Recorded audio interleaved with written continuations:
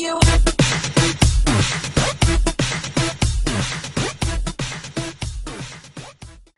Hey everyone, it's Haley here, and today on FCPX Tutorials, I am going to be showing you on Final Cut Pro how to do cloning. Okay, so the first thing you do is you open Final Cut Pro, and then you create a new project, and I'm just calling mine Cloning Tutorial. And then you get the clips that you want to be cloned. Oh, and by the way, I learned how to do this from my sister, who's 9, my sister Sophie, and she learned how to do it from Drawing Cello Girls tutorial. So I'll put the link for that in the down bar. So if you don't get everything from this, you can maybe go look at that.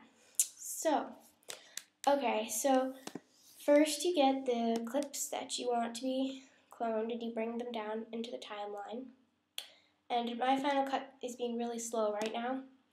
I have a lot of projects and stuff on here, so my computer isn't really running that well.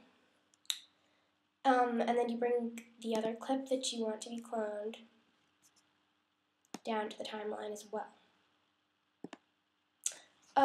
Okay, so then you bring the clip above the other clip.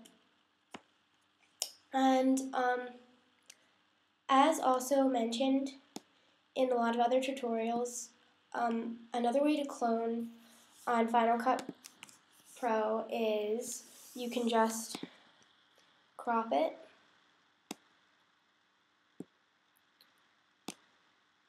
like that, and it actually happens to work really well for this lighting, but usually there's going to be like a line almost like that, and it just doesn't look as nice, so I never use that way. I instead use the masking tool. So you go to keying in effects, and you go to the mask, and you bring the mask to the top clip or the bottom, but the top clip is usually easier. Then you have this thing to work with here, and you bring it in like that. And now you've cloned, and if you see a line there, you can use the feather tool and inspector to bring it so that there's no more line.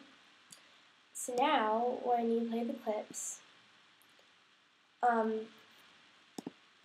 there will be different, but as you can see, there's a little line there, so you can refine the mask in whichever ways that you want to, so that there's no more line, but it usually works really well, and I really find this useful.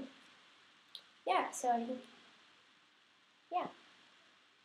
I think it's a really useful tool on Final Cut Pro, and while it may not be as good as some tools on other editing systems, it still works fine. So I hope this helped you. Bye.